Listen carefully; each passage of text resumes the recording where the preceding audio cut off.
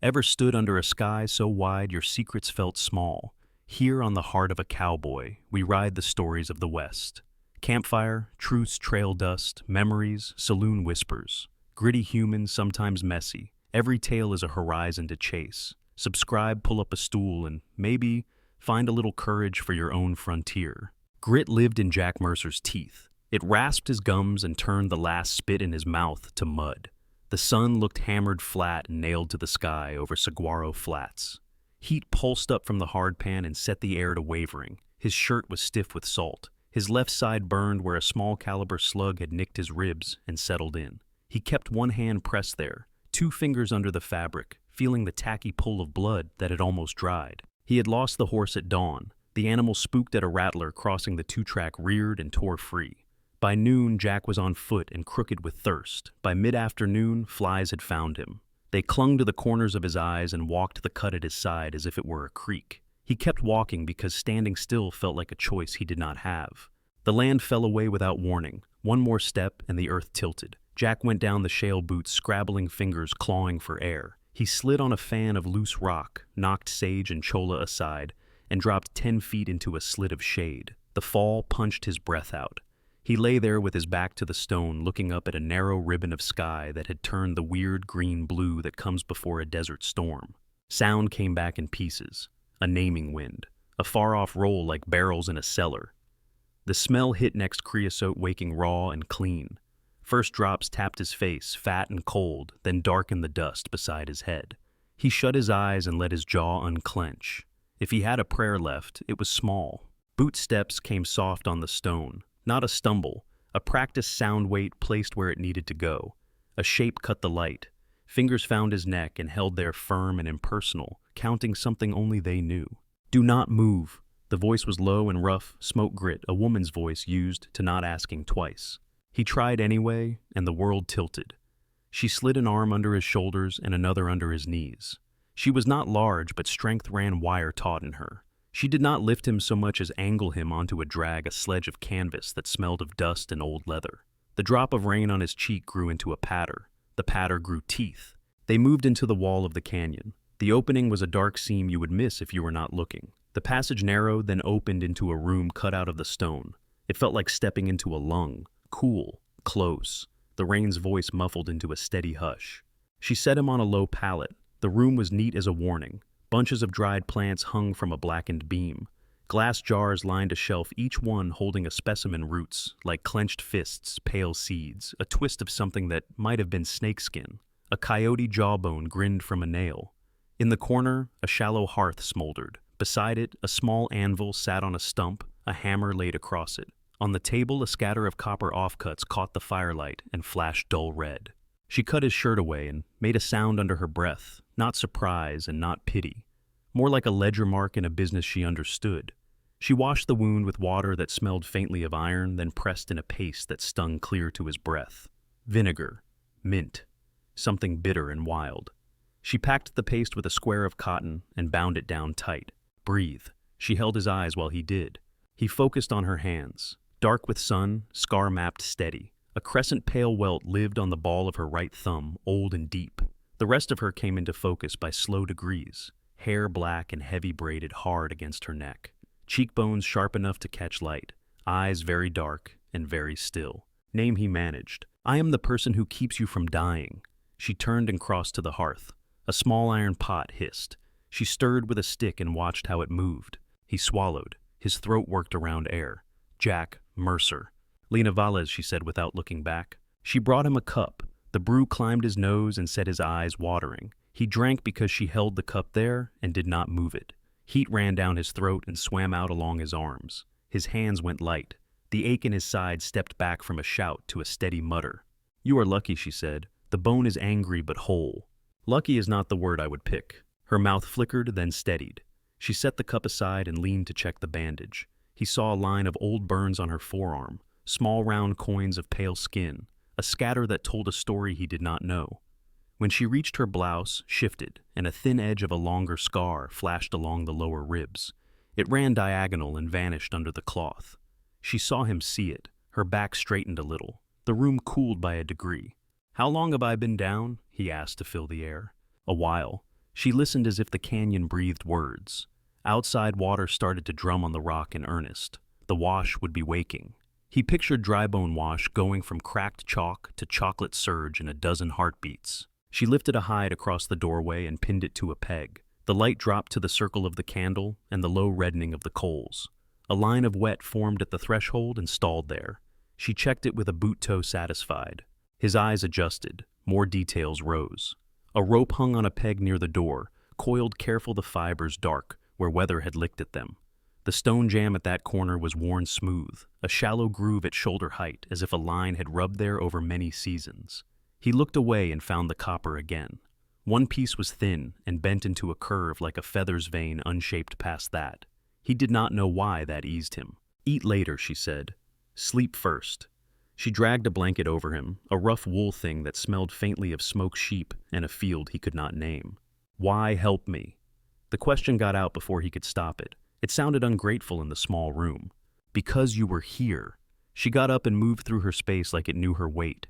She blew the candle and the hearth owned the room. The dark let other sounds arrive. The storm found another gear. The ceiling ticked as heat met rain.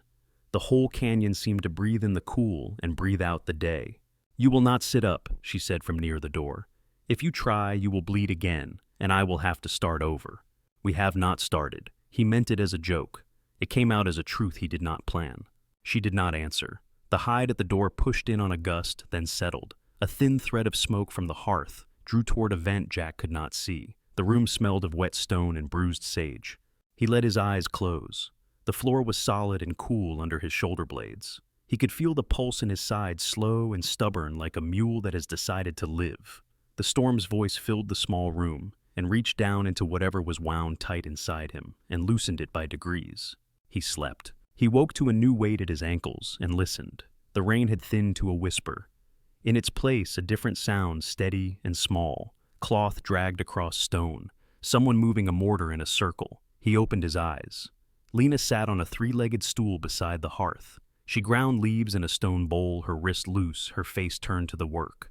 The light from the coals put copper in the braid at her neck. She did not look at him. "You are still here," she said. "I noticed." His voice came out better. "Was not sure I would be. You were not sure of many things." She tipped powder from the mortar into a twist of paper and set it on the shelf next to the bottles. Her order felt like the only thing in the world that was not sand. His gaze drifted to the rope at the peg and the groove at the jam again. Outside, Drybone Wash spoke in a lower voice, now a steady run instead of a roar. He thought about the slide of rock, the fall, the first cold drops. He thought about the copper curve on the table and the way her hands had not shaken. "Thank you," he said. Lena nodded once. "Do not thank me yet." She dipped the cloth in a bowl and wrung it out, water catching firelight and silvering her fingers. "You will have to do your part." "What is my part?" "Stay alive," she said, "and keep quiet." He took the order the way you take a cup you will need to hold with both hands. He settled back into the wool and the room settled around him. Outside, the canyon breathed. Rain thinned to a whisper by morning. The smell of creosote lingered, the way a song stays in a room after the singer is gone. Jack woke to the scrape of stone and the soft clack of glass. Lena was already moving hair-braided sleeves pushed to the elbow. Light from the hearth put a small red coin on her cheekbone. "How is your head?" she asked. "Feels borrowed," he said. She checked the bandage with careful thumbs. The paste had turned from green to a darker bruise. She lifted the edge, watched the seep, then pressed it back and tied a fresh strip with a neat knot. "You will drink," she said, "small many times." He did as told. The water tasted like iron and shade. He tried to sit, and the pain bit hard enough to make him see sparks. Lena set 2 fingers on his chest and held him to the pallet without effort. Her hand was warm and scarred in a way that made him think of old maps. "House rules," she said. "I say, and you do. If you do not, the canyon keeps you." He let himself sink. "I can follow a rule." 2 more, she said. "No questions that do not feed you. No talking when your breath needs to work." "Seems I already broke one." She looked at him the way a person looks at a stubborn animal, and then let the corner of her mouth move a fraction. She stood and crossed to the shelf.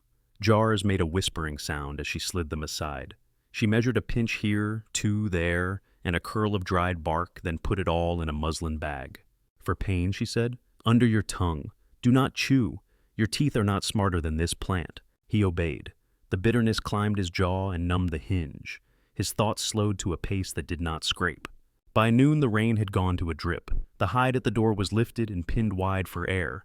Light showed the room plain, the small anvil on its stump, the hammer with a dark handle where hands had owned it, a scatter of copper on the table dull as fallen leaves, the rope coil on the peg by the jamb, the groove worn into the stone at shoulder height, polished by years of friction, a coyote jawbone grinning in profile.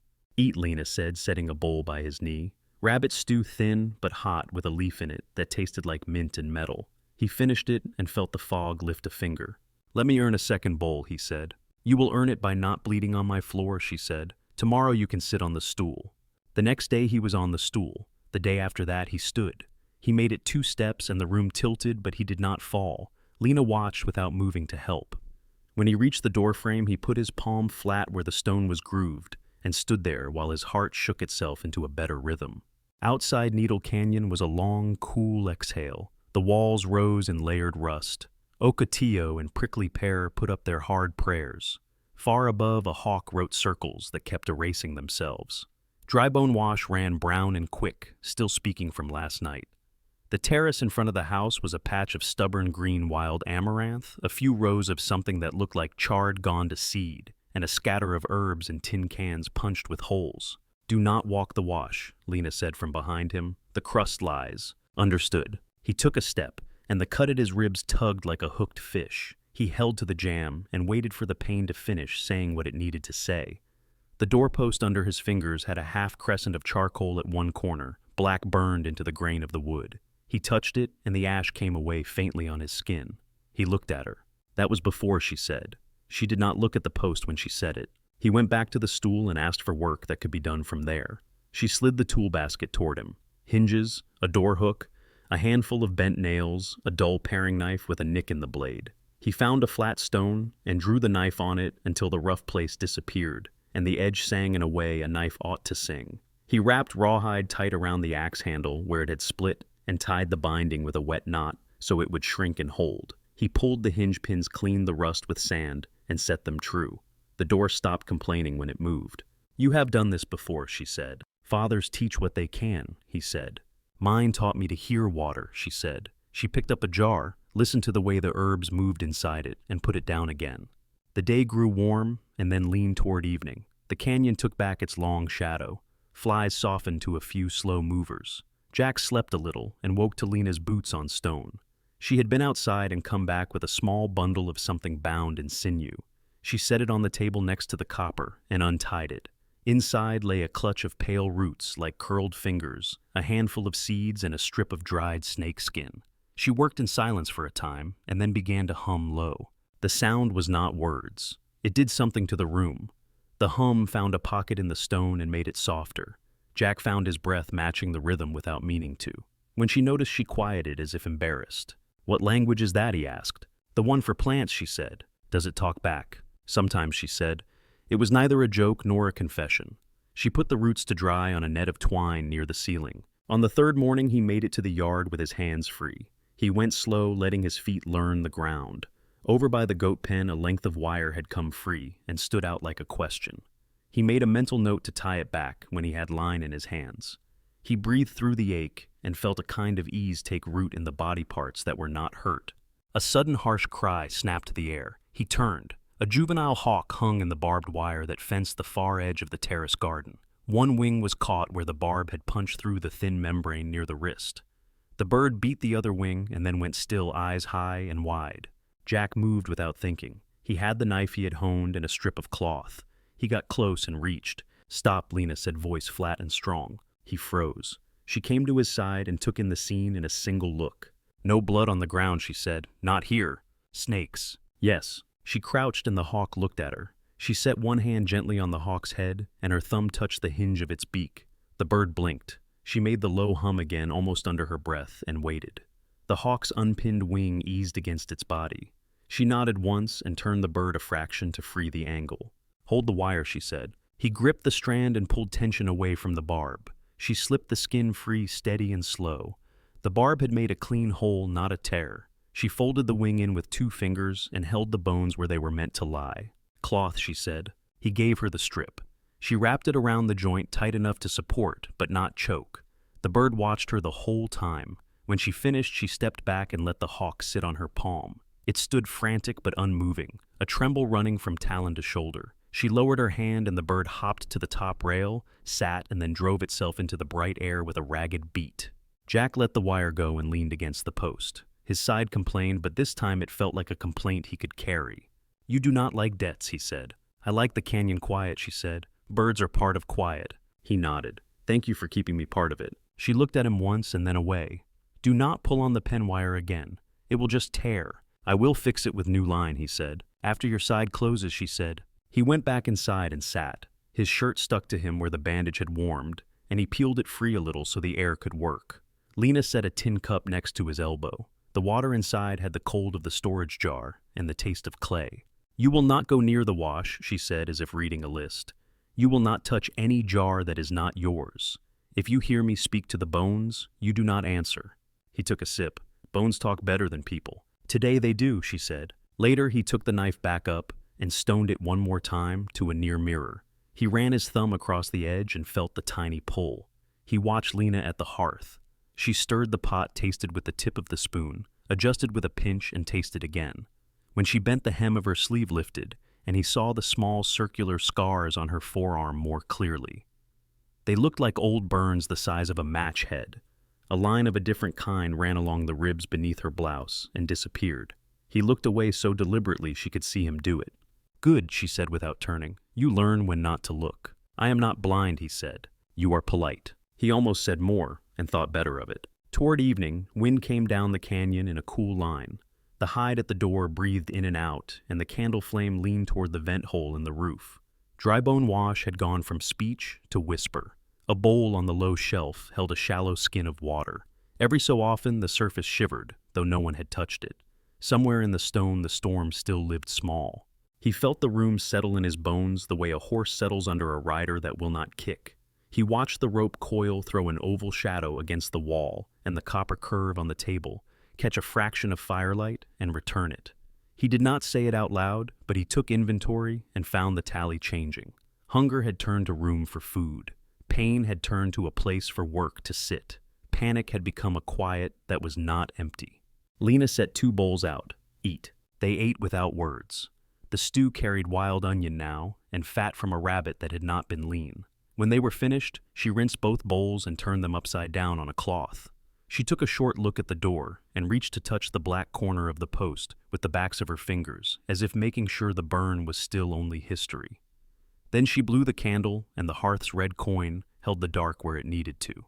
Jack lay down and turned onto his good side. The wool blanket scratched the new skin at his waist. The pillow was a folded coat that smelled of horse and smoke and desert sun. He closed his eyes to the sound of the canyon breathing and the faint, slow scrape of a pestle in a bowl, the quiet industry of a place that knew how to keep a person alive. By late morning, the canyon had the clean smell it keeps after rain. Jack took the stool outside and set it under the lintel where the shade held. He worked the paring knife on the stone until the edge gleamed. The hurt along his ribs had settled into a small, watchful thing. A faint jingle came thin through the heat. Not metal on a wagon. This was tin cups and spoon handles and a mule's rig that had known too many roads. The sound broke and returned as the rider rounded outcrops. Then a voice floated in ahead of the man, bright and nervous. "Trade, trade. I carry pots. Coffee stories for free if you are thirsty for news." Jack set the knife down and stood. He felt the pull in his side and set his palm on the groove worn in the stone jamb, the same place he had marked yesterday. He looked to Lena. She had been crushing something green in a bowl. At the sound, she went still. She wiped her hand clean, reached for a shawl, and set it on her shoulders without tying it. She did not answer the call. She walked to the door and stood a pace back from the threshold, where the light could not catch her fully. The rider showed himself with a cautious angle. A hooked man on a sway-backed mule, both of them dust gray to the knees. The mule wore a rack that held pans, a lantern, a packet of tacks, a string of cheap tin spoons. The man's hat had been sweated through so many seasons it had forgotten its original shape. A little copper bell hung at the mule's throat and touched itself with a sound like beads on a plate. "Good morning to the inhabitants of Needle Canyon," he sang, smiling too wide. "Name," Jack said. "Finch Duffy. You can call me Finch. I come with necessities and with what the world has been saying out there." He stopped short of the terrace and kept his knees firm against the mule. His eyes ticked to the doorway, then back to Jack's face, and stuck there, as if by choice. "What are you selling?" Jack asked. "Everything and nothing. Coffee soap, a good needle, a bad knife, a length of wire, a gospel broadside that the Reverend in Jericho Bend prints on Sundays. What does a man in a cool canyon need?" Lena did not move, but the shawl shifted a little, as if the wind had turned in the doorway. Finch's smile twitched. "Ma'am," he said to the shadow, "no offense intended by my ringing. Folks, they like to know I am not sneaking." "We hear you," Lena said. Jack stepped down a foot close enough to smell old lard and cinnamon clinging to Finch's pack. The mule flicked an ear and rolled an eye. "Coffee," Jack said. "A bar of soap. Needles, if they are not rotten." "Oh, mine are righteous," Finch said. He worked a twist of wire free and lowered a sack with care, as if the air itself would snatch it. He pulled a brown paper parcel, a wrapped brick of pale soap, and a small tin of needles. He held them out at arm's length. Jack did not reach for them. Finch edged the mule forward and set the things on a flat stone, then eased back. "You live here with the Hex woman," Finch said in a lower voice. "Ghost Mesa's own." Jack kept his eyes on the packet. "I live long enough to need coffee." Finch licked dry lips. He looked past Jack into the door dark. "They give you a name," he said to the shadow. "Lena," she said. Finch startled a little at the calm of it. "Folks in Jericho Bend, they talk. They like to talk in that town. Reverend Ezra Crow, he has them loving the sound of their own mouths. He says your name in church and ties rope tricks on the altar rail to show how temptation looks when it loops around a man's throat. He says you walk fences at midnight and sour milk with your eyes. He says the flood did not take your family. You walked out while it drank them. He says your man disappeared the week you were to be wed, and he wonders why a wind kept the dogs from tracking his body. His name," Lena said, voice so even it made Finch's breath change. "Cole Hart," Finch said, and watched for a flinch that did not come. Jack picked up the coffee and soap. He set coin beside them. He did not have much. He pushed the needles back. "Keep those," Finch said, eyeing the coins, counting without touching. "You will need to stitch something. Maybe a shirt. Maybe a different thing." Jack turned away from the breathless tone. He felt the rope's weight without seeing it. He had seen the coil on the peg and the groove on the jam. He did not care to picture how often a town needed to tie a knot. Finch cleared his throat. "Boy from the ranch up by the cottonwoods says his father's bull dropped dead looking at Ghost Mesa. Mrs. Hemlock says she saw you in her pain the night before her sorrow. People keep lists, makes them sleep." Jack crouched as if to tie his boot and bought himself a breath. He looked at the mule's cinch. The latigo had cracked over a rivet and would tear if Finch put a hill under it. "Your rig is close to coming apart," Jack said. "Dismount. I will wrap it with new rawhide and set it right." Finch grabbed his horn as if the earth had shifted. "I will not touch the ground here. No offense to the lady of the house. I do my service and I go. I can wrap it while you sit." Jack dragged the stool over and slid a hand under the mule's belly. He cut a clean strip from a worn saddle tie and threaded it where the leather had thinned. He pulled the knot tight and tucked the tail. Then he moved to the left fore and lifted the hoof. The shoe had one nail crooked. He set it right with the butt of the knife and a stone and let the foot go. The mule sighed. Finch's shoulders fell a little. When Jack straightened, the pain sang in his side and left. "You have a fair hand," Finch said. "Maybe you can help me with what the mine men sell me. They let me pick their scrap. I can be generous with copper if a man makes my tack sit proper," Copperjack said. "Bits and sheeting and offcuts. Most of it is old lining from a boiler the mine took down. A tinker can make a pan out of it. I see a man like you make something better." Jack thought about the scatter on Lena's table. He thought about the thin, curved piece that had looked like a feather's vein. He nodded once. "Copper," then Finch said bright again. He pulled a burlap sack from a side pannier and dragged it on top of the pack. The sound it made was dull and thick. He opened it a hand's breadth. Inside were folded crescents, narrow strips, and a half circle with nail holes. "Pick with your eyes. The rest is weight, and I am tired." Jack took 2 narrow pieces and one that had a true curve. He took a short length of thin rod with a green bloom at one end. The way the light went along them made his fingers itch. "What do I owe you?" he asked. "For the coffee and soap and copper, the price is mended tack," Finch said. "And a story if you have a small one." "Nothing you can sell," Jack said. "That never stopped me," Finch said, and smiled as if he were asking for rain. He did not get off the mule. He folded his hands on the horn and leaned. "Do you mean to stay Jack Mercer?"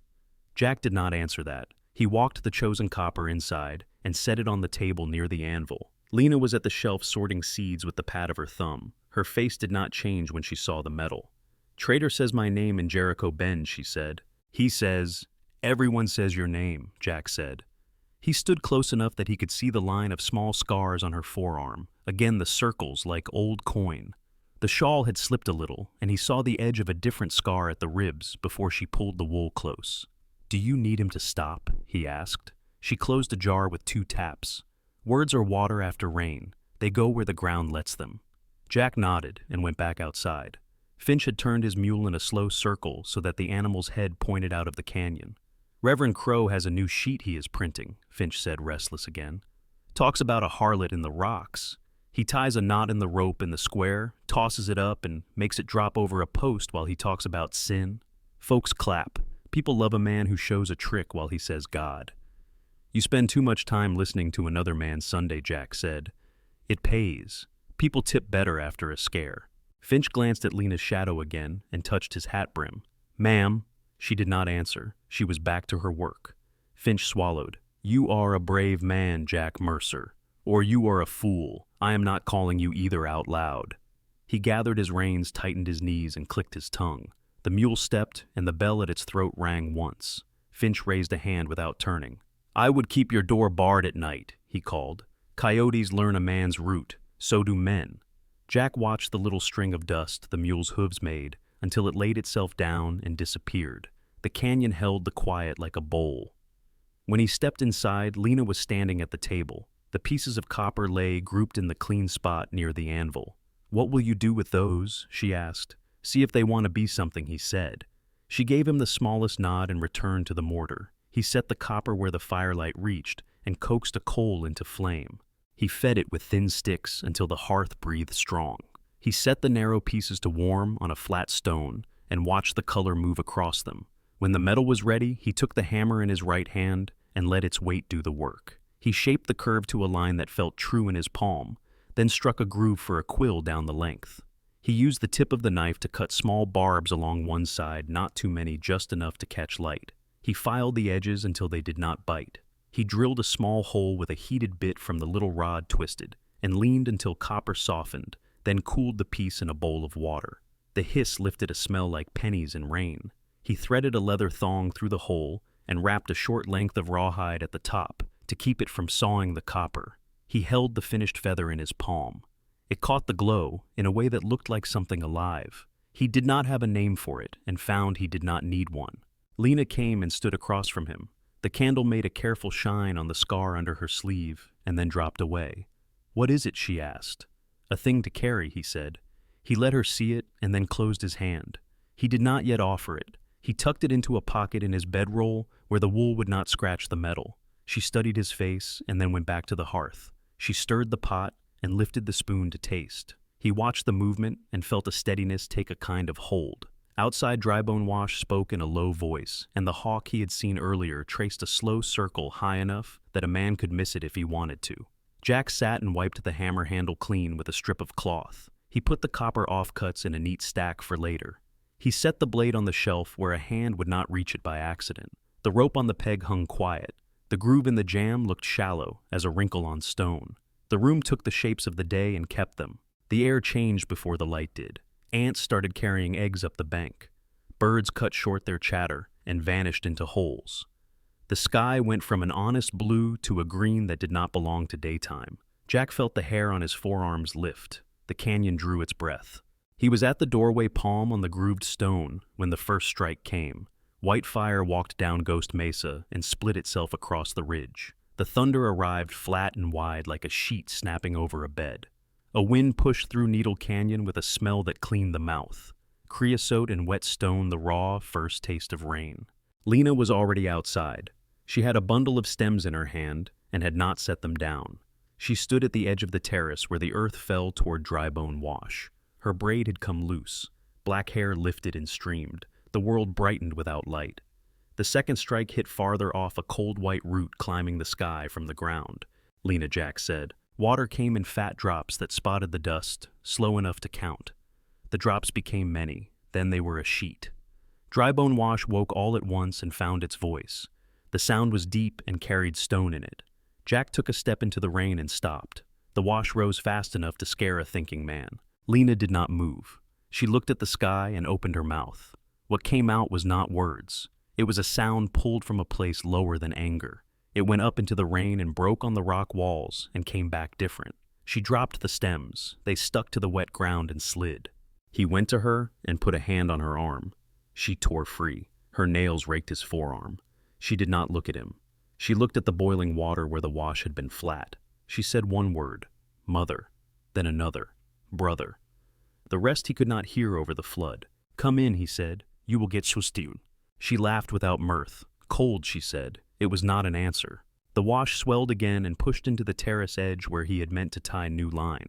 Brown water climbed sage and took it down. Far up the canyon, a dry fall had turned to a wide bruise of water and soil rushing into a throat. The air tasted like static. A third strike hammered the ridge and made the canyon walls jump. Jack stepped in front of her and set both hands on her shoulders. Inside, he said, she struck him in the chest once and then again. Not hard. Hard for her. It was all bone and will. He held on and pivoted, taking her backward with him, his boots slipping the rain, showing him a different face on every step. The doorway found them. He shouldered through. The hide dropped behind them and cut the storm to a muffled roar. She stood in the dark and shook water pooling under her skirt and running through the cracks in the floor to the lowest place. He pulled his shirt over his head. He set it on her shoulders and it dragged wet cotton into wet linen. He put wood to the coals and coaxed the hearth into an orange that felt like a body. Sit, he said. She did not. She moved past the fire and braced her hands on the table. Her breath came hard and high. He could see the tremor in the tendons at her throat. She shut her eyes like a person drowning who refuses to open them and look. He moved slow and gave her room. The space in the little house changed shape to hold them. He held the cup near the fire just long enough to make its contents warm, then set it aside. He took a blanket and laid it over her shoulders so his shirt would not drink the heat away. The storm punched the roof and rolled off it. The hide at the door breathed in and out. The little anvil kept its place like a quiet witness. The rope on the peg did not move, but the groove in the stone looked deeper in that light. Lena opened her eyes. The pupils were wide. They made her irises near black. She leaned against the table and pressed her palm to her ribs where the blouse had been dragged askew. The scar showed pale as a sandbar. It ran diagonal and disappeared under cotton. She saw him see it. She was ready to bite. He lifted his hand. Slow and plain, he stopped a finger's width from her skin. He set his calloused fingers on the cloth flat and light just enough to say, I see it and I am here. He did not speak. He let his breath do the talking for him until hers matched it.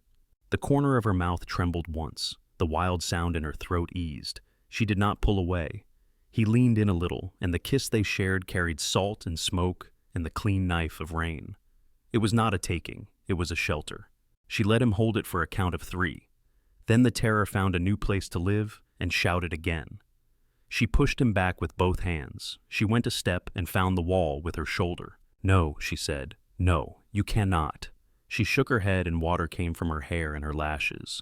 You cannot be here. I am here, he said. Not you, she said. Not you too. He understood her meaning. He did not like the shape of it. He kept his voice even.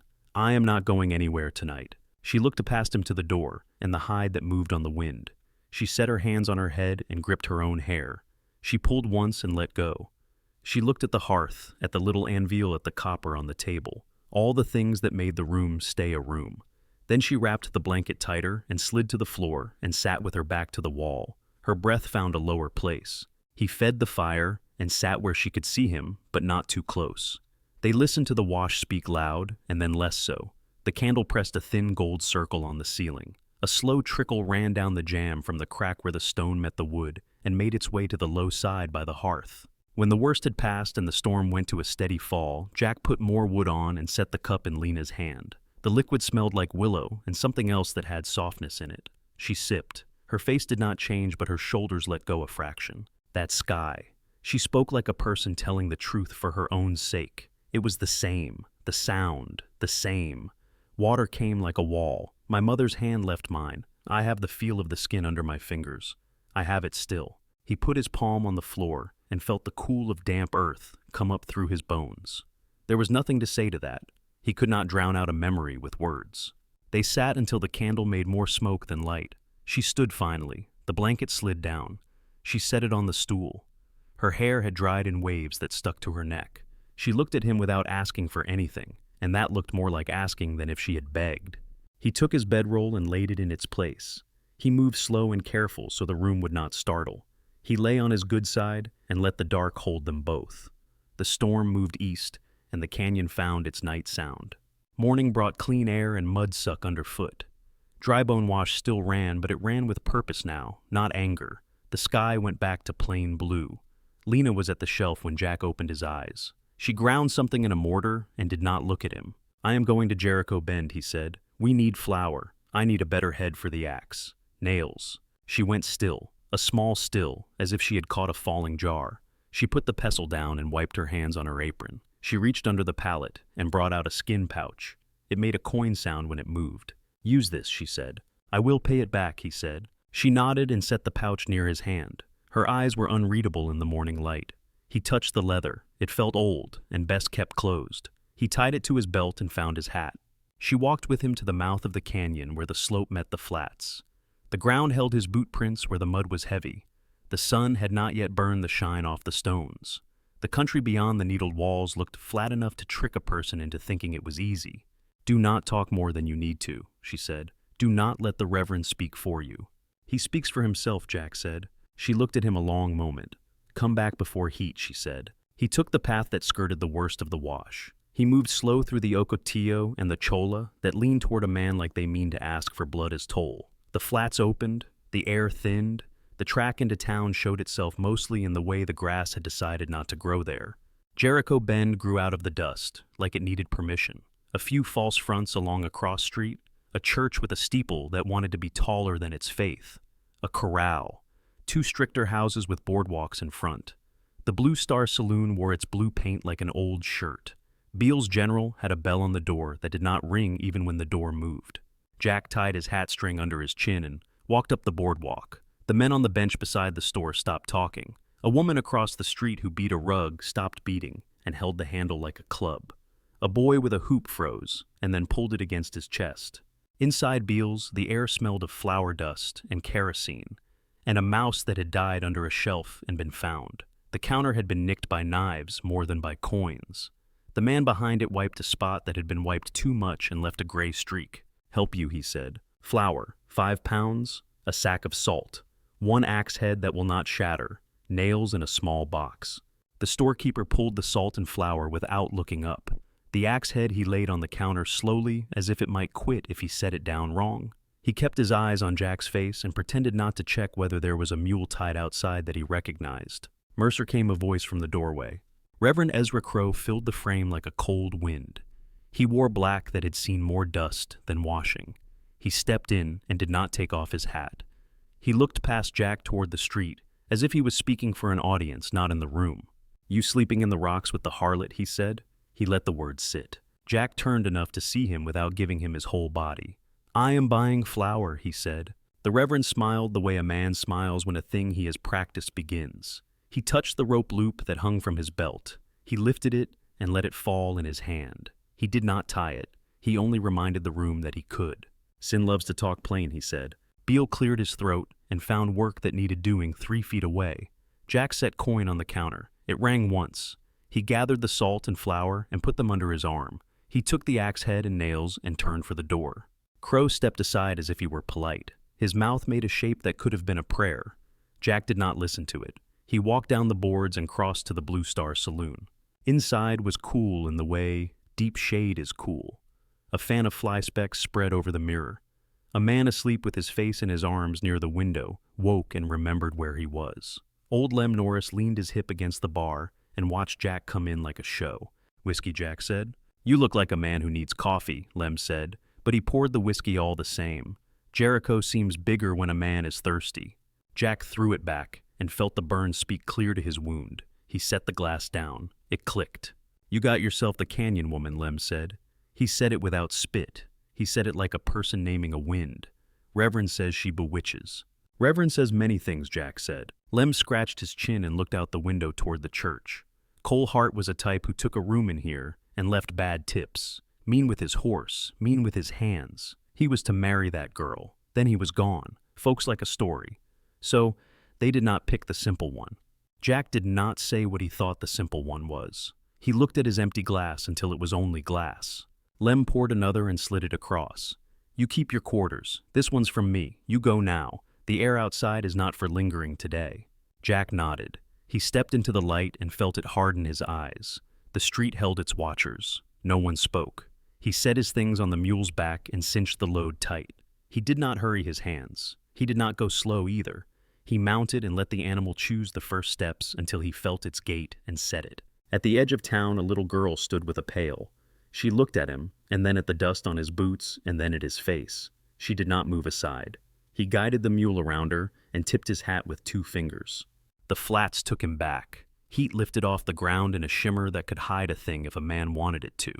The Ocotillo held the last drops of rain on its thorns. Drybone Wash sounded less certain of itself. The canyon received him with a cool he felt like a favor. He left the mule at the terrace and carried the flour and salt inside. Lena was at the table. She had a strip of rawhide in her hand and was binding the split handle of a small shovel. She looked up not all the way. He set the axe head on the table and the nails beside it. He put the flour near the shelf. He looked at her until she met his eyes. They talk, he said. They always do, she said. He took the water dipper and drank from the jar. The clay made the water taste clean. The little anvil was where he had left it. The copper curve in his bedroll lay quiet and waited. The river rushed through the canyon far below the level of the hearth. The room held the new weight of flour and iron and the old weight of silence. He put the dipper back and let the quiet stand. Heat came back with the noon. A tremor ran through the ground before Jack heard the horses. He wiped his hand on his shirt and stepped into the doorway. Lena was in the yard cutting the tops from a bunch of green stems. She looked up once and set the knife down without sound. Sixth, his rider swung into the canyon mouth and broke into a half circle without being told. Dust hung behind them like a wall. At the point rode Sheriff Harlan Pike, hat low, eyes gone small with worry. Beside him came a man built square in the shoulders, heavy in the jaw. A white scar ran from his left temple, through his eyebrow, and pulled the lid into a hard squint. His coat was too fine for the country and too worn for town. The horse under him had a mouth that had been fought too many times. Afternoon, Sheriff Pike said. He touched the brim. Jack Mercer. Sheriff Jack said. He stepped ahead of Lena and felt her stop behind his shoulder. The square man looked at Lena and smiled without warmth. Hello, Lena, he said. His voice had a rasp that sounded practiced. You look surprised. Lena's face did not change. Only her hand went to the edge of her blouse and then dropped. Cole Hart, Jack said. Cole turned his head slow to take Jack in. And you are the stray, he said. She always did like a wild thing limping in. Reverend Crow sat 2 horses back with a coil of rope on his saddle horn. He lifted the loop and let it fall. The men around him watched in that hungry way a crowd gets when someone has given them a single word to hold. Witch, harlot, curse. Sheriff Pike cleared his throat. We are going to keep this calm, he said. Cole Hart has made accusations. Attempted murder, theft, fraud, witchcraft. He said the last as if it hurt his teeth. We will hear it in town in the Blue Star. Jack, Lena, you will ride with us. If you decline, I am bound to deputize these men and take you anyway. Jack looked at the faces. He saw the storekeeper Beale with his jaw tight. He saw Abel from the livery with his eyes on the ground. He saw 2 raw-boned ranch hands he did not know. He saw the way the horses chewed the bit. Lena spoke before Jack could. I will stand, she said. Not for the Reverend, for the sheriff. Sheriff Pike nodded once. Thank you, he said, like a man told he could keep his job for one more day. They rode in a sort of silence that was not peace.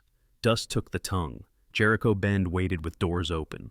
People came out to stand with hands folded or hands empty but ready. The Blue Star Saloon swallowed them and made them smaller. Tables were pushed to the walls. The floor showed old stains sanded thin, and new ones still the color of iron. Pike took the table by the back wall and put his palms flat on it like he could hold the room steady by touch. Cole Hart, he said. Say your piece. Cole stepped forward and let the silence grow around him. He knew how to let a room lean in. He put his hand on his scar and lifted his chin. I loved this woman, he said. I was to be married. I brought her things from Tucson, silk ribbon, sugar. I signed my name on a future in front of God and everybody. Then she changed. She lit smoke that stung a man's eyes. She spoke words that were not English. She put a cup in my hand that smelled like medicine, and I woke up in a whorehouse in Laredo with no name, no horse, and this. He touched the scar again like a priest touches an altar. They said I was theirs. They said a woman sold me. It took me 10 years to walk back through hell. The room breathed in. A woman near the door murmured and stopped. Beale nodded and did not know he had. Reverend Crow lifted the rope and tossed the loop so it fell over a chair back. The devil likes to hide in desert places, he said.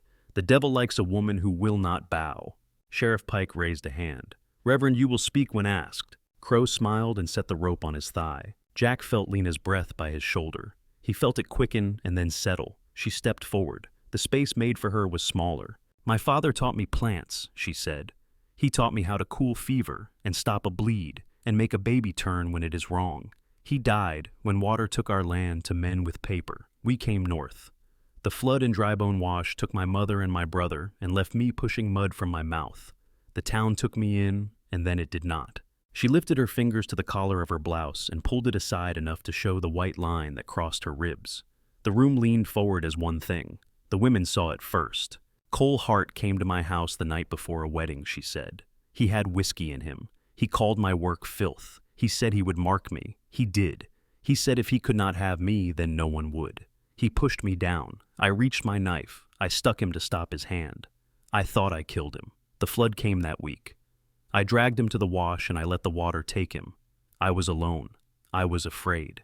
Her voice did not crack. It only went lower. Her hands were still. May Whitcomb stepped out from the crowd and stood beside her. The room made a sound that was not disapproval and not approval. It was surprise.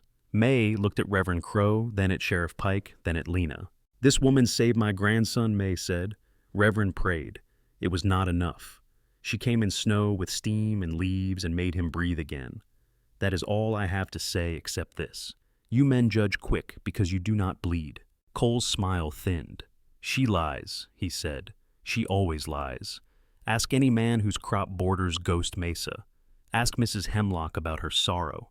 Mrs. Hemlock sobbed once and clapped her own hand over her mouth. Her husband stared at the floor as if a coin lived there. Jack took one step. Sheriff Pike saw it and set his weight table high. Mercer Pike said warning in it. Cole turned his body toward Jack and pitched his voice to Carrie. You like a witch's bed, he said. You like what comes to a man who lets himself be handled by a cursed thing.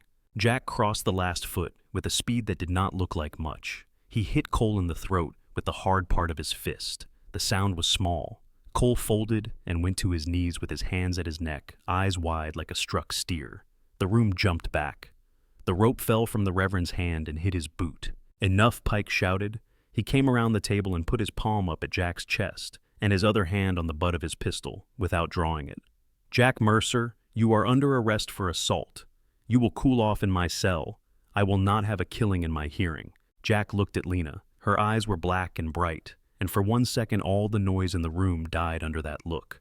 He put his hands up and let Pike take his wrist. The iron clinked shut, a mark, not a story. They walked him through the street. The boardwalk felt like it had been built for this. The cell in the back of the sheriff's office smelled of old damp kerosene and men who thought they were braver than they were. Pike unlocked the door and swung it. Jack stepped in. The lock slid again with a flat final sound. You did not help her, Jack said. I kept her alive in there, Pike said. He rubbed his eyes with a thumb and forefinger. It is not much. It is what I had. He went to his desk and poured a finger of something into a glass he did not use. He did not drink it either. He sat and looked at his hands. Jack sat on the bench and felt the cut along his ribs begin to throb in time with the beat in his wrist. The stone wall beside him was cool. He laid his head back and closed his eyes. The quiet in that little room had more in it than the noise outside. The door from the street opened and closed. He heard a woman's shoes on the floor and smelled starch and clean soap. Eleanor Pike stepped into the back room with a plate under a cloth and a ring of keys in her hand. She was small, with hair gone early gray and eyes that had learned to see what people tried to hide. Harlan, she said. Pike stood. Ellie, not now. Now, she said. And her voice did not rise, but it made the air stand up. She set the plate on the desk and took the keys from his belt without asking. She came to the bars and looked at Jack for 1 measured second. Then she put the key in the lock. My sister is May, she said. She told me what this town has been. She told me what that man did. I am not going to wait for a judge to make me decent, Eleanor Pike said. He was tired in the way a man gets when the thing he has been holding up starts to move on its own. Go to your desk, she said. Jack Mercer, take the back door. There is a mare tied to the post. She knows the road to Needle Canyon. Jack stood and stepped out when the lock turned. He paused long enough to meet Pike's eyes. The sheriff did not look away. Bring her back alive, Pike said. Jack nodded once. He took the back door. The air outside had cooled. The mare turned her head and breathed into his sleeve like she knew his name. He swung up and felt the animal's muscles gather under him, like a question that had found its answer. He touched his heels and took the alley out past the livery, past the Blue Star, past the church door that stood open without a soul inside. He did not look right or left. He put the town at his back and rode. The town fell behind like a bad taste. Jack took the back alleys and cut to the livery. The mare blew hard and tossed her head at the smell of tar and hay. He slid a look up at the rafters. A new noose hung there, the loop tied clean, the knot proud. A man had stood on a crate for that work. Jack felt the pull in his ribs as if fingers had found him again. He turned the mare and put Jericho Bend at his back. The flats lay open and pale. Distant thunder rolled from the far hills, where heat climbs and falls all afternoon. Jack let the mare run just enough to eat the miles without breaking. The country lifted and the mesa teeth rose. Needle Canyon took him in and gave him its long, cool breath. The house sat tight in the wall. It looked smaller than it ever had. He slid to the ground and called her name. The canyon gave it back in pieces. No answer. He left the mare tied in the cleft behind a screen of mesquite and took the path to the old mission. The adobe bones crouched in a hollow like a burned rib cage. Moonlight poured in through places where the roof used to be. The altar was only a low edge of brick now rounded by weather and boots. She sat there with her head bowed and her arms wrapped tight across her bita. When she heard him, she did not lift her face. She said one word that almost did not sound like his name. Jack. He took 2 steps and stopped. The floor smelled of damp dust and old ash. He kept his voice low. I am out. She laughed once without humor. The sheriff sent his wife, she said. He had to borrow courage again. He sent me, Jack said. That is enough. He is not enough, she said. Her hands clutched her upper arms and stayed there. They tied a rope for me. They tied it neat. They will come tonight. Cole wants the thing he thinks he made. He will come because he thinks he can finish it in the dark, Jack said. He drinks courage from crowds and from weather. If he does not have both, he makes his own. She looked up. The moon put silver on her brow and left her eyes black. Do you hear yourself? She asked. You talk like a man who stays. I hear it, he said. You should go, she said. Ride north. Leave me to whatever belongs to me.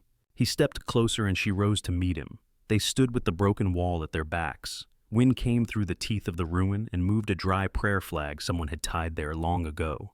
She touched the scar under her blouse with her knuckles and then let her hand fall. She looked like a person braced for a wave. You cannot keep me from myself, she whispered. I am the place trouble stands.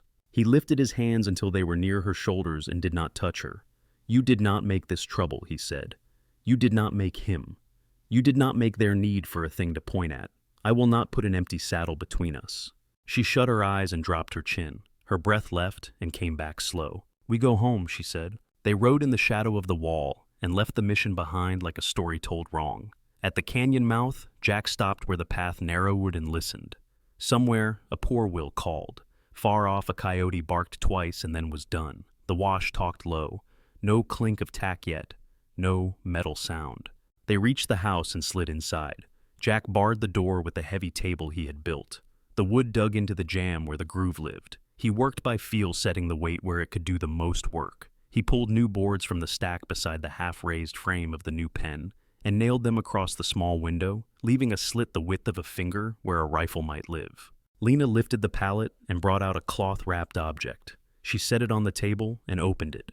The Winchester lay inside, oiled long and patient. She laid a box beside it with 10 brass rounds, dark from time each one, like a small promise that had waited too long to be called upon. My father's last, she said. Jack checked the rifle. The action tightened and then eased. He slid around and felt it seat true. He worked the lever and watched the brass jump to the floor and spin and stop. He loaded the magazine slow so his fingers would not miss, then took one more round and set it near his right hand. He opened a second box. A heavy Colt rested there with its cylinder half rusted. He oiled the works and made them move. He took 5 cartridges from the belt May had given Lena months back and fed them in a careful circle, leaving the chamber under the hammer empty. He handed the pistol to Lena and watched the way her grip found it.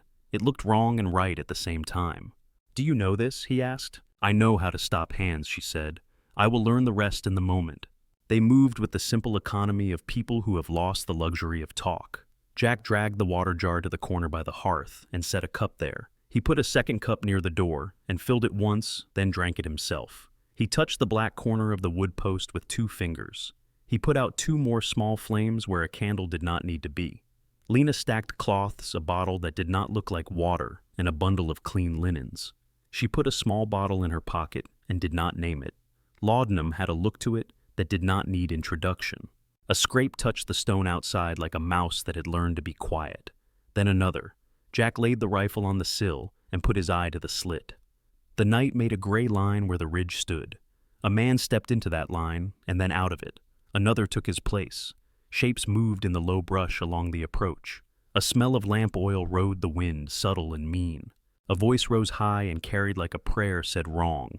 Lena Velez. Reverend Crow called, "Come out and meet the judgment that waits. Bring the thing you sleep with if you want it to know God."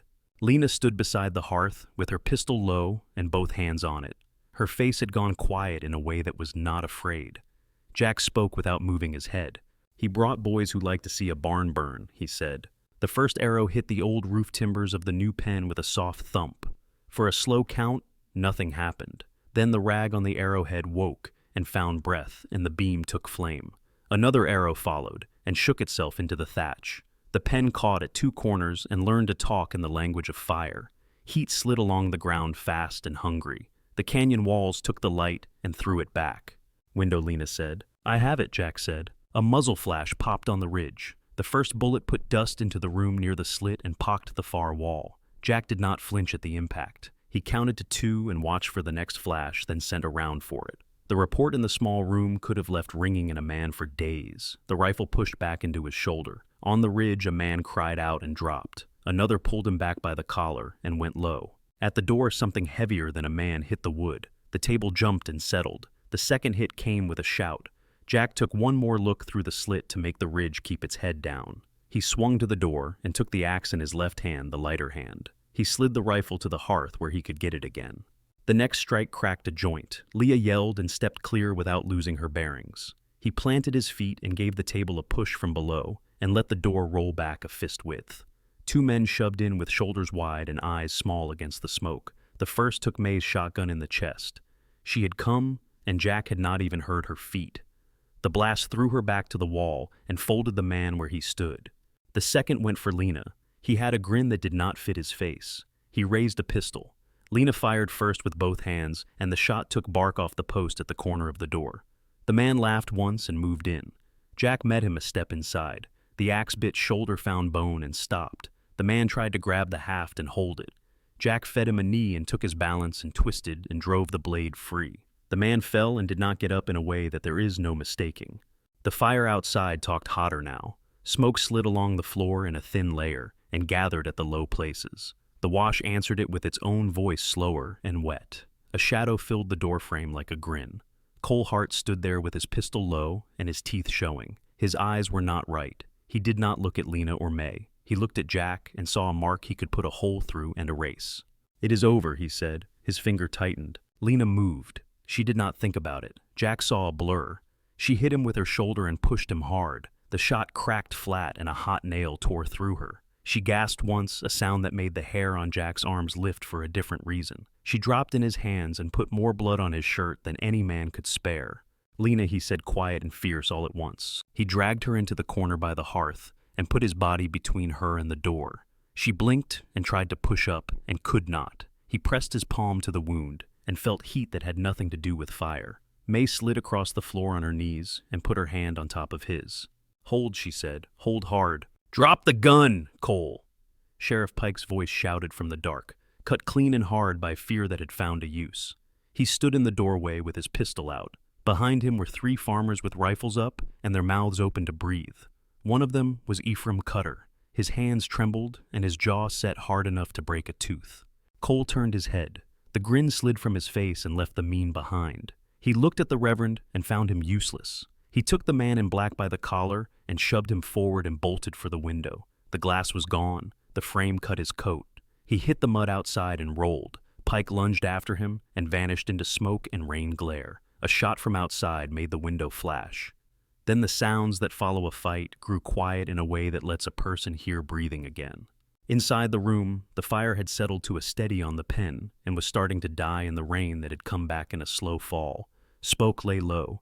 Jack lifted the edge of Lena's blouse and saw where the lead had gone in high near the shoulder and close to the place where the rib scar crossed. The bleed was heavy. May took a bottle from her apron and bit the cork and spat it and sent 2 drops to Lena's tongue, then 3, then a sip for when the body began to shake. Laudanum had its uses and its price. This was the use, Lamp May said. Ephraim stepped through the door with his hat in his hand. Behind him, Mrs. Pike held a lantern high without blinking, even when smoke took her eyes. She set it on the table with a sound that said wood on wood. She moved to the door and took a place like a guard. The men outside formed a line of shapes that meant no one would come into the house without being noticed. May packed cloth tight against the wound and tied a strip taut around Lena's chest to push the bleeding place shut. "Breathe where you can," she said. "Do not cough if you can help it."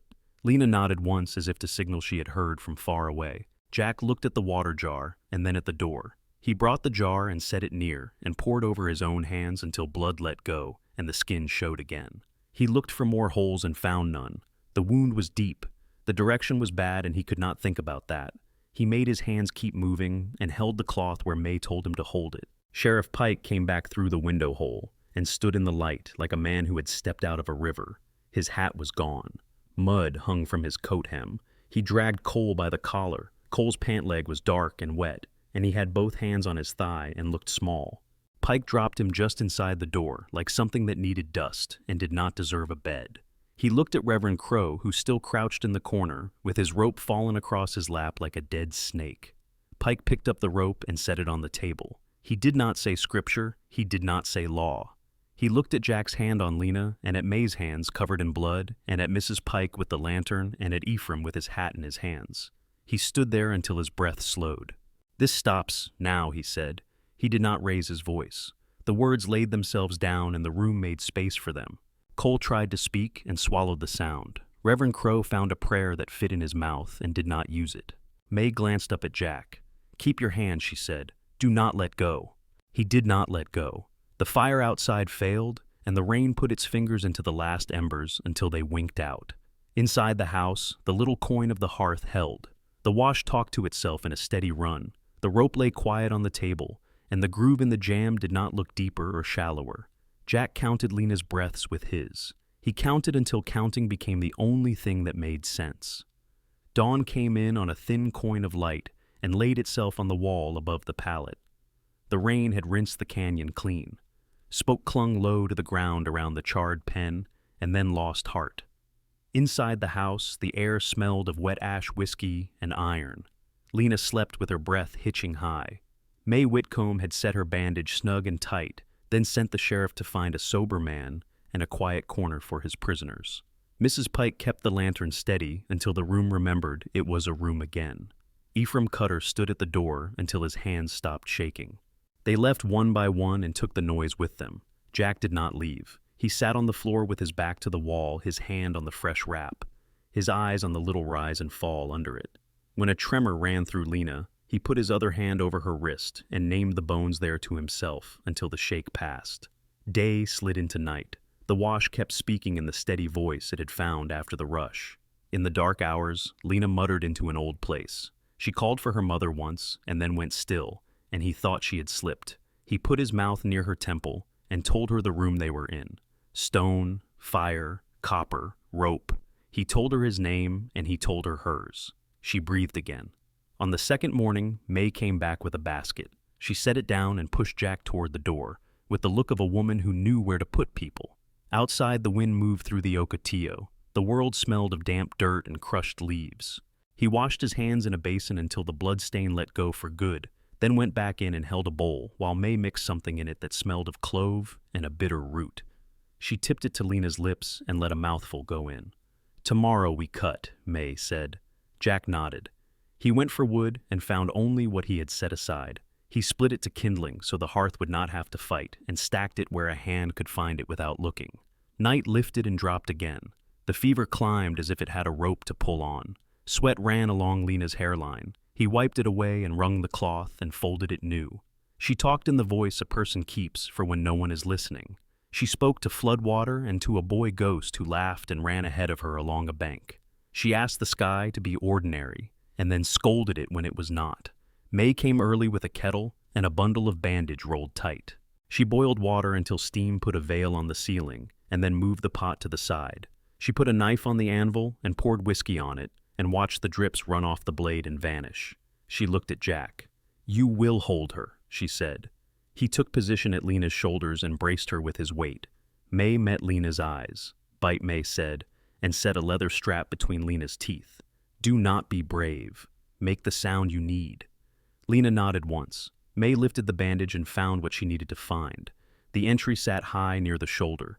The bone felt intact under May's fingers. She gave Jack a glance and then cut. The sound was not loud. Blood rose slow and then steadier. Lena arched and the strap took the sound she could not swallow. Jack held her against the floor and told her the ceiling and the wall and the line of soot where fire had lived. May worked by feel. She reflected the wound with a thin sliver of bone she kept for this work. She followed the track and felt the metal with the tip of her finger and then with the tip of the blade. She pinched and eased, and when the piece came free, it hit the dish with a small, mean clink. May flushed the wound. Lena groaned through her teeth. May packed and bound and tied. She put 3 drops of laudanum on Lena's tongue and watched the lines in her face loosen. May sat back on her heels and let her hands rest on her own thighs. The room went quiet except for the wash and the soft tick of cooling metal. "You did not faint," she said to Jack. I forgot how he said. May picked up the dish with the bullet and the bloody swab and stood. "She breathes on her own now," she said. "It is good." She pulled a small wrapped parcel from her basket. "Eleanor sent bread. Eat enough to stay on your feet." He took it and almost laughed because he could feel his body notice the smell. May paused with her hand on the doorpost and looked at the blackened corner. She touched the burn with her fingers and then wiped them on her apron as if she did not want to carry it. "Cole Hart sits in a cell," she said. "The Reverend sits in the one next to him. Harlan Pike will keep them there. Word is gone for the circuit judge. That will take its own time." She reached into the pocket of her skirt and brought out a soft leather pouch that chinked. "The town put this together. Not all the town. Enough of it. Eleanor and Cutter and the Beals and 2 ranch wives who do not say their names loud because their men are slow to be brave. Do not turn it away because your pride thinks it is handsome." Jack looked at the pouch. He thought of nails and timber and how much a plank costs a man who does not own a mill. "For her," he said. "For her," May said. He took the pouch and put it under the anvil where he would not kick it. May gave a small nod as if she had moved a heavy bucket from one place to another and could set it down for a minute. She stepped out into the morning. Jack ate standing up with the door cracked for air. The bread was rough and sweet. It sat warm in his throat and then in his ribs and then in his hands. He drank water and felt his chest loosen. He went back to the pallet. Lena slept deep and slow now. He set his palm just above the wrap and left it there until his breath matched hers. By noon, the light came straight down and made short shadows. He went out and looked at the ruin of the pen. Smoke made thin blue lines where the fire had been meanest. The wind put its mouth to the open chinks and whistled. He turned his back to it and faced the open space beside the house where a pile of lumber lay. The new boards had weather on them already, a gray sheen from the last rain. He pulled 2 and set them on the sawbucks. He cut them square and true. He set a post hole with a digging bar and hit rock and then hit a softer place and worked the bar like a lever until the ground let him take what he wanted from it. Sweat ran down his spine and drew the grit to his skin. He liked the way his body answered this work, even with the slice under his ribs still tender. He let the ache tell him where to put his feet. When the sun sat lower, he went to the old pump head he had found up near the dry tank. It was a pile of stubborn iron and broken dreams. He wiped it down and found where the seal had given up and where the rod had worn a groove in the cylinder. He took the thing apart with slow patience so that it would go back together and not hate him. He set the leather seal to soak in warm water with a touch of oil. He scraped the rod with a file until the worst of the burrs lost their teeth. He wrapped the cracked fitting with rawhide and soaked it to swell into the threads. He did not talk while he worked. The canyon had a good ear, and he did not want to give it any more words than it already had. Evening brought May again.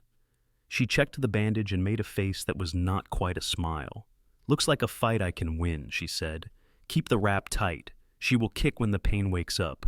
Let her, then hold her until she puts the pain back where it goes." Lena opened her eyes once and looked at Jack as if she had come up from under a river and found a face she knew. He put his hand on her shoulder and told her to let the water go past and not try to drink it. She slept again. Night put a dark lid on the canyon. Crickets started up in the brush and found the note they liked. The wash kept its new voice. Jack lit the small lamp and took the pump parts back up and set them on a cloth near the door. He put the seal in place and worked the handle without water just to see the motion. It felt right.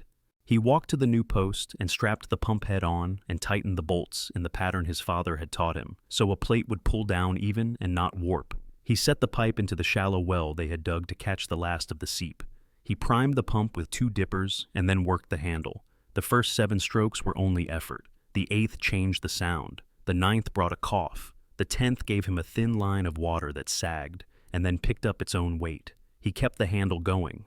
The spout shook and then steadied. Clean water came out and fell into the bucket with a sound like everything a man hopes he will hear when he is far from anyone. He laughed once. It surprised him. He carried the bucket in and set it by the hearth and filled the jar and set the dipper on top. The sound of water running faded and left a small echo in the room that felt like a good ghost. Lena stirred. Her eyes opened and found the ceiling and then him. Her lips were dry. He lifted her head and held the cup to her mouth. She drank and grimaced at the taste of iron and stone, and then drank again. "Rain," she whispered. He shook his head. "Pump," he said. Her mouth moved into something that could be a smile when it had more strength. She closed her eyes. Her hand found the edge of the blanket and closed on it. He set the cup down and kept his hand on her shoulder until her breath went even.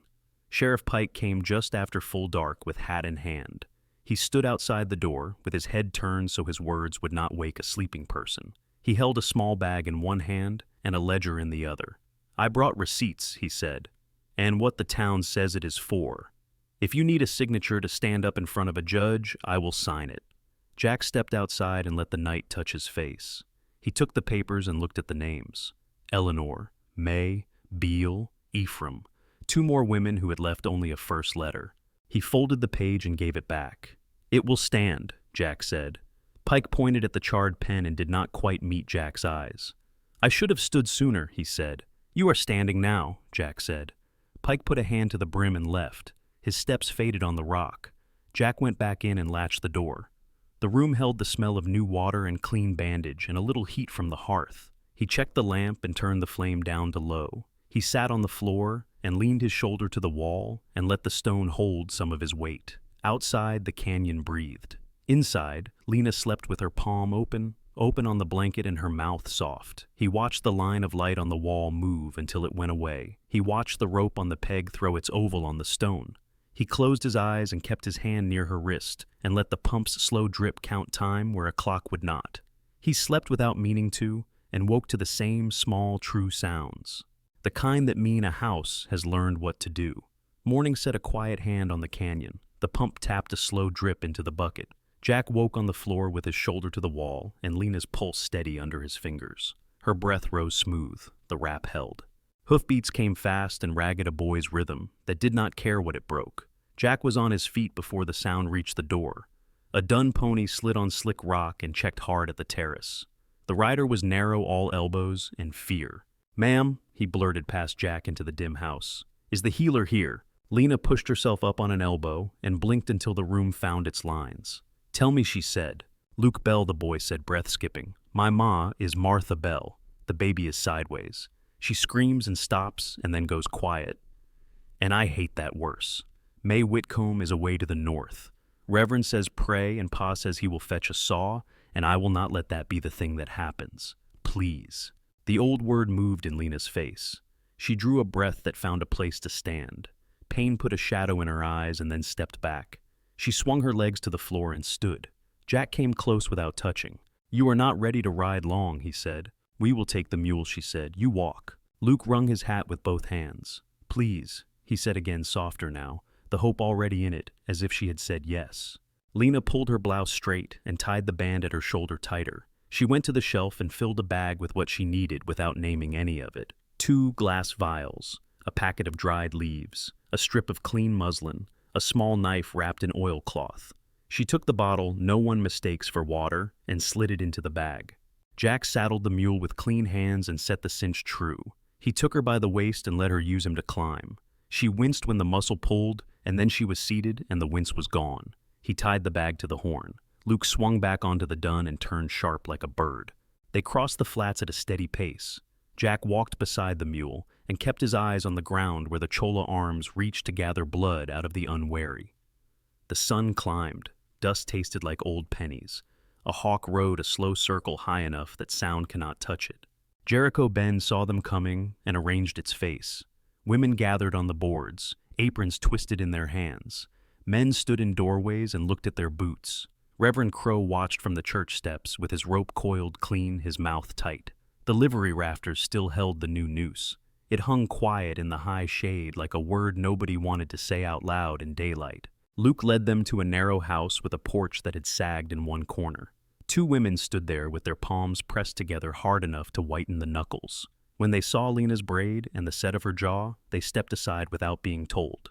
"Water," Lena said as she crossed the threshold. "A big pot, boil." A girl ran to the stove as if glad for orders. Steam rose and made a fog on the single window. The room smelled of iron and lie and fear. Martha Bell lay on a narrow bed, hair stuck to her forehead, face gray around the mouth. Her belly lifted like a hill under a thin sheet. A man held her hand and did not know what to do with his own other hand. He looked at Lena like a beggar looks at a door. "Out," Lena said, not loud, not soft. "Leave me 2 women who can listen." The man opened his mouth and then closed it. He kissed Martha's knuckles the way a person takes air when a wave has already come. He backed to the door with his hat in both hands, and then he was gone. "Sit up," Lena told Martha. "When I tell you." She looked at the women who had stayed. "You will hold her shoulders and you will hold her knees. You will do exactly that. No talking." They did as told.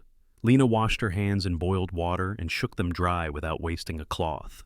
She ran fingers along Martha's belly, reading how the weight lay. She set her ear. She closed her eyes and listened with her palm. She nodded to herself once. "Baby is turned wrong," she said to no one in particular. "We will turn it right." Martha made a sound that had no word in it. Sweat ran into her ear and stayed there like a small, cruel thing. "Breathe now," Lena said. "Slow. When I speak the old words, you breathe with them." She spoke then in the soft tongue Jack had heard by the hearth. The sound fit the small room. It pressed the fear to the edges and left a middle space where work could occur. She rubbed oil into her palms and set one hand low, one hand high, and began to guide. Her hands did not force. They suggested and then held a suggestion long enough that a body might agree. "Now," she said, and the women shifted their holds. Again. "Good." Martha cried out in a way that meant pain and relief had found each other briefly and were not enemies. The girl at the stove brought another pot without being asked. Steam wrapped Lena's arms and put shine on the small round scars there. She hummed between phrases, and her breath stayed slow, and the room began to borrow its pace. "Turn your hip," she told Martha. "Left. No. Right. There." The tone did not allow argument. It did not need to be sharp. It simply did not leave room for anything else. Time lost its edges. The town's noise outside failed and returned and failed again. Reverend Crow passed the window once and did not stop. The noose in the livery did not move. The men on the porch turned their hats in their hands and did not go away. Inside, Lena pressed and lifted and held. She made space where there had been none. She waited while Martha's body answered and then asked again. At the right moment, she reached with 2 fingers and found what she needed to find, and eased a small shoulder into the path that had been wrong. The change ran through the room like an exhale. "Now," she said, "now we let the world do the rest." The next pain came, and this time it had the weight of direction. Martha bore down, and the women held her steady, and Lena's hands were there to keep the head from taking harm. The room filled with a sound that can be mistaken for a breaking until it resolves into a new voice. The first cry tore clean. It cut the air and made the window forget its own reflection. It made someone on the porch cover her mouth and then drop her hand. It made the man in the yard put his head against the post and breathe like it hurt. Lena lifted a red slippery child and cleared its mouth with 2 fingers and laid it on Martha's chest. She rubbed its back with quick, sure strokes. The cry came again and then settled to a complaint that meant lungs had learned their job. Lena checked for a second heartbeat and found only the one they had hoped to find. Relief showed as a small loosening at the corners of her eyes. Martha sobbed once with her whole body and then laughed because the sob had turned into something else. Lena tied the cord and cut it with the clean knife and set the blade aside as if it were any tool. She delivered the after and checked the bleed and set a folded cloth where a folded cloth would do good. She put a drop under Martha's tongue to quiet the shake that followed work of that size. "Girl," she said, and smiled with her mouth closed because that was all the strength she had left for smiling. "Name her what you like." The door opened and the man came in without looking around for permission. He cried and did not bother to hide it. He touched the small foot like a man who has lost things and been given one back. On the porch the street had gone still. The women parted as Lena came out. She was pale under the brown, and she held the jam when her knees talked. Blood had set rusty on her hands. Jack was there, hat in hand. He had not moved from the steps since they arrived. He did not speak. Martha Bell came to the threshold wrapped in a blanket the baby held high. She looked at Lena and dropped to her knees in the dust. She took Lena's hands, both of them, and kissed the backs where the small round scars lived and left clean marks where her lips met blood. Lena flinched, and then steadied and gently pulled her hands away. "Get up," she said, voice low and plain. "Hold your child upright so her lungs will remember what to do." Martha obeyed. Tears ran down and made dark spots on the blanket. The porch boards creaked as the women leaned forward without moving their feet. The men at the rail looked down the street as if nothing had happened in front of them, and they could hear it anyway. Jack stepped to Lena's side in case the ground decided to tilt under her. She let her shoulder touch his briefly. He could feel the heat of effort coming off her. He could smell the herbs and the metallic thread that means a body has worked hard enough to bend. Mrs. Pike appeared with a folded shawl and set it around Lena's shoulders without asking. Beale's wife stood at the edge of the boards with a jar of something pickled and could not make her feet cross the last two planks, so she set it on a barrel and took a step back and folded her hands the way she had before, but softer. Ephraim raised a hand from the far side of the street. His hat was off. They walked to the mule. Reverend Crow watched from the church steps. He held his rope and did not flip it. He opened his mouth and shut it and looked at his hands. He stayed on the step. Luke Bell came running, and then slowed so he would not spill whatever magic he thought could spill. He held the mule's bridle and looked at Lena's face like it was a sign that made sense to him. "Thank you," he said. "Go to your mother," she said. Jack lifted her onto the mule and checked the cinch one more time with a flat palm. He took the lead, and they moved down the street. The town watched. No one shouted. The noose in the livery stayed a dark circle in the rafters. The wind came around the corner with a smell of clean floor and boiled water. A baby cried once and then settled. On the flats the heat rose in a shimmer, but the breath of the canyon ahead of them was cool. The pump would be waiting with its small, true sound. The house would smell like bandage and smoke and a coin of lamp flame. Lena held the bag close with one hand and the other on the horn. She sat straight as the mule picked its careful way over the last bad places. They entered the shadowed mouth of Needle Canyon. The rock took the town's noise off their backs and gave them back their own. The wash talked low. Jack led the mule to the terrace and reached up. She did not need much help, but she let him give it. Inside the house took them in. He set water to warm. She washed her hands in it and watched the pink ribbon run down her wrists and vanish. Then she sat and let her shoulders grow heavy and closed her eyes to a room that had learned how to keep breath moving. The day turned the color of a peach stone. Heat slipped off the rock and left the smell of dust and mesquite. The pump at the house kept its slow click and the wash below murmured like a person talking in sleep. Jack came up the slope with a folded paper inside his shirt. The paper had a little weight to it, the kind of weight ink gives when it means something. Lena waited on the flank of the ridge where the yucca thinned and the view opened. Needle Canyon lay below a dark seam stitched with green. The burned pen was only a black square now, tidy around the edges. The new post stood in a line that made sense. Smoke from the hearth drew straight and clean. Jack stopped beside her and let his breath match the wind. He took the paper out and set it in her hand without talking. She slid a thumb under the fold and opened it slow so the crease would not break. The light went through the page and showed the watermark like a pale fish. Her eyes moved left to right, then back. Names sat where they should. Harlan Pike had written his in a blocky hand under a line that said, "Witness." A seal from a land office in Prescott had made the paper stiff in one corner. Lena kept her face still, but the mouth softened. She held the page and felt the burr of the ink under a fingertip. The canyon took a breath and gave it back. "This is not a loan," Jack said. "It is a deed. The canyon and the high pasture. The flats above the wash. From the rim to the pump and a little more. May's money sits in it. Cutter's too, because he insisted. Work from the last week sits there as well." Lena looked at the line that marked the boundary. It followed the shape of the land like a river that had taken its time. She folded the paper to the size of her palm and closed her fingers on it. "They will not forget what they said," she said. "They do not need to," Jack said. A flock of small birds rose from a clump of rabbit brush and turned as one, then settled again. Far-off thunder walked around a mountain and decided not to stay. The light on Ghost Mesa went from yellow to copper. "Show me where," she said. He took her a few paces up to the flat piece of ground, where the rock showed true and the dirt had the right weight. He had already driven 4 sticks into the earth and tied twine between them. The twine had chalk on it. He plucked it, and it snapped back and left a line. He checked the right angle with a carpenter's square he had made from a good scrap and a straight edge.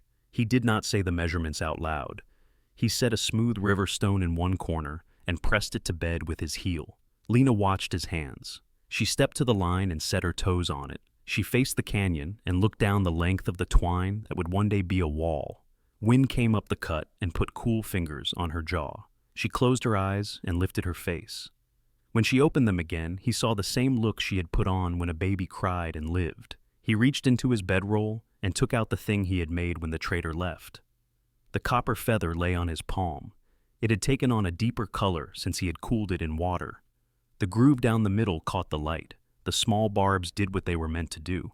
They held shadow and gave it back in pieces. He did not make a speech. He simply lifted the thong, walked behind her, and raised the hair off her neck. She moved it aside without being told. He tied the leather with a firm knot. The feather settled on her collarbone and warmed quickly against her skin.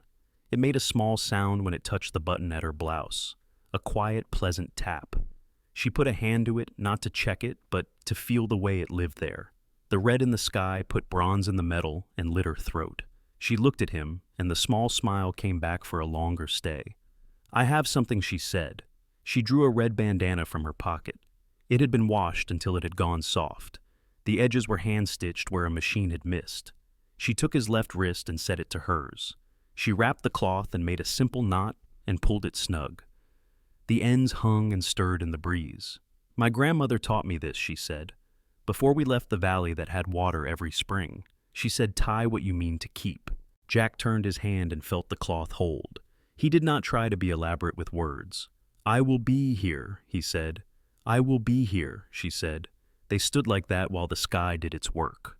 A hawk cut a line across the cliffs and turned out of sight. When the wind shifted, the pump click came up the hill, then faded. Jack lifted their bound hands and set them down again, as if making a mark on the air.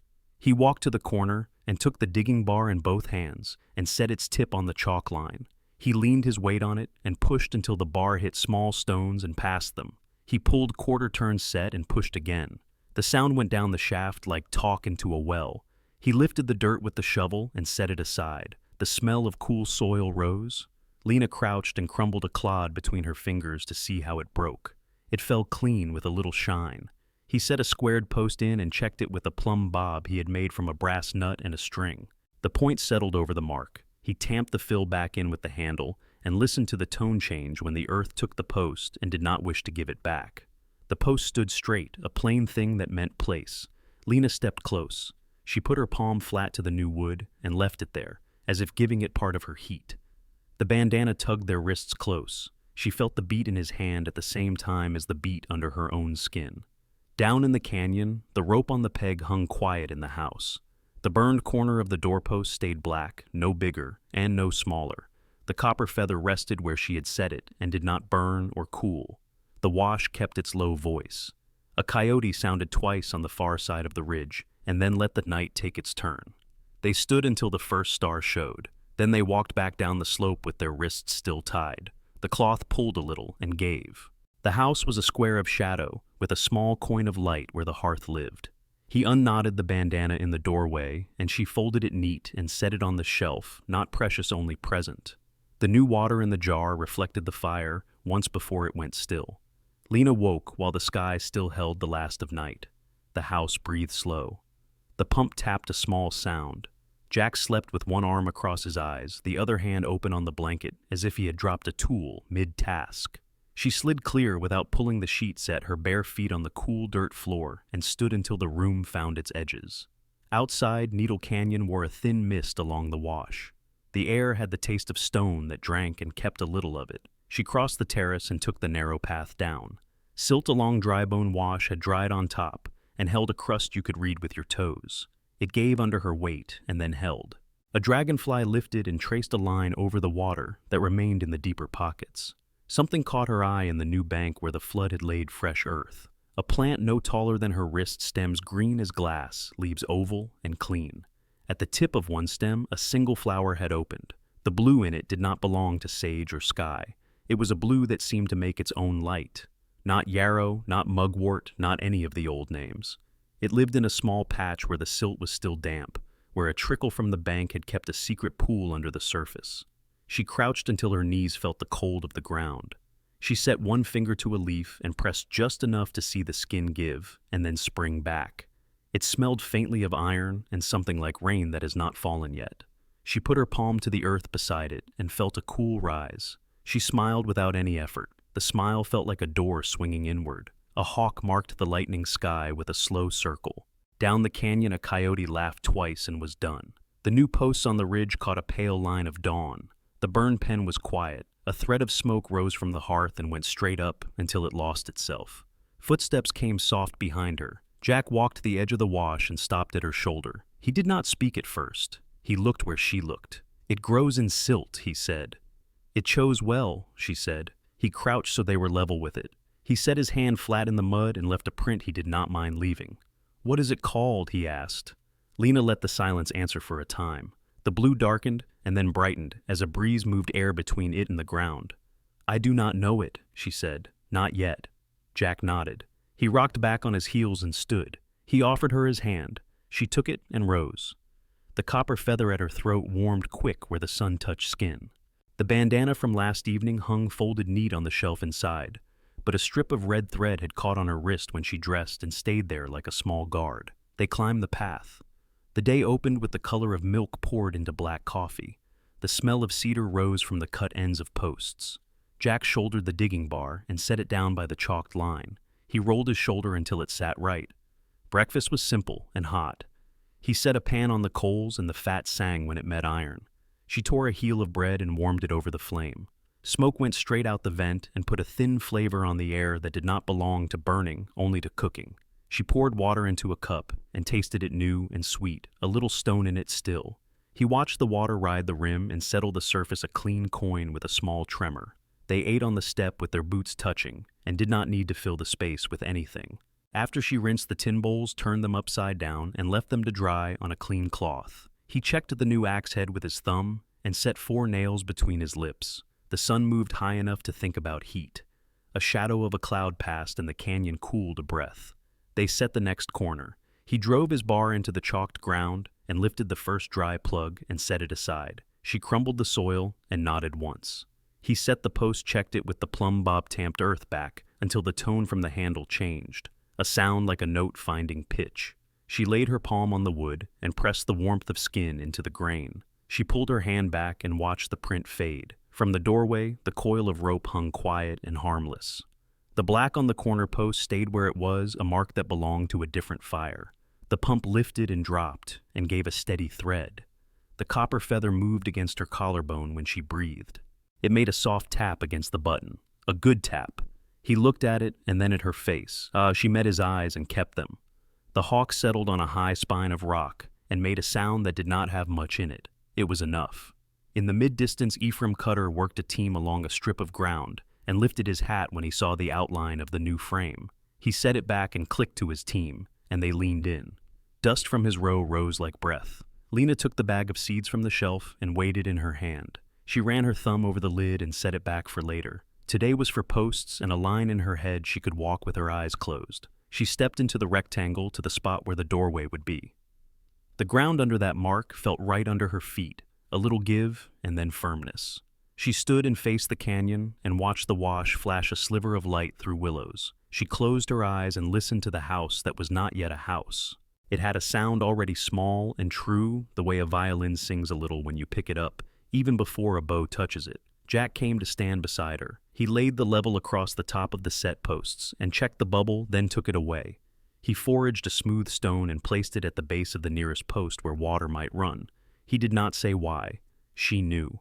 Around noon, he went to the pump and worked the handle. The bucket filled and overflowed and ran into the trough he had dug with care. A sparrow landed on the rim and took 3 quick sips and flicked water onto its back.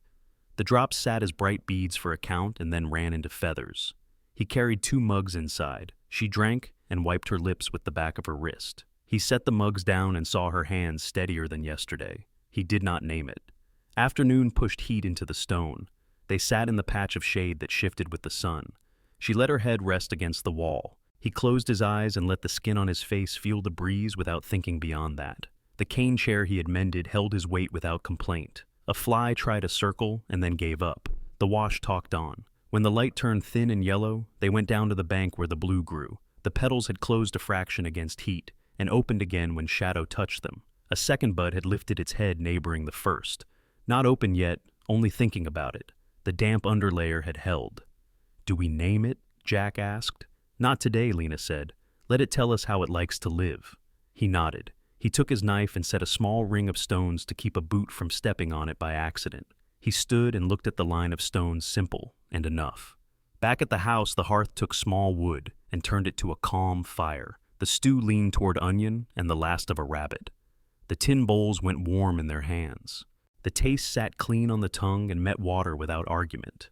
She ate with care and then leaned back with her eyes half closed. He watched the line of her jaw ease. Night moved over the canyon. Stars came out early in the high slice above the wall. The day stepped away without dragging its heels. Inside, the little anvil kept its place. The bandana lay folded on the shelf.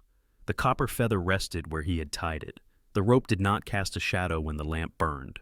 Lena stood in the doorway and looked out at the rectangle of posts and chalk. She breathed in the air, smelled of stone and cottonwood, and a hint of smoke that did not sting. She touched the feather once. She walked to the bed and lay down with her back to the door so she could hear the wash. Jack turned the lamp down and sat for a moment listening to the house. He blew the flame and crossed the room by memory. The canyon settled. The pump clicked once and was still. Somewhere, a nightbird spoke a syllable, bjol, and went silent. Down by the wash, the blue flower held its color in the dark, as if the dark had made a place for it. The door hinge creaked mild when the wind touched it. The new posts stood plain and sure. The house learned their shape. Thank you so much for listening to today's story. If this story resonated with you or made you reflect, I'd love to hear your thoughts, so feel free to share them in the comments below. And don't forget to like, subscribe, and hit the notification bell so you won't miss the next story.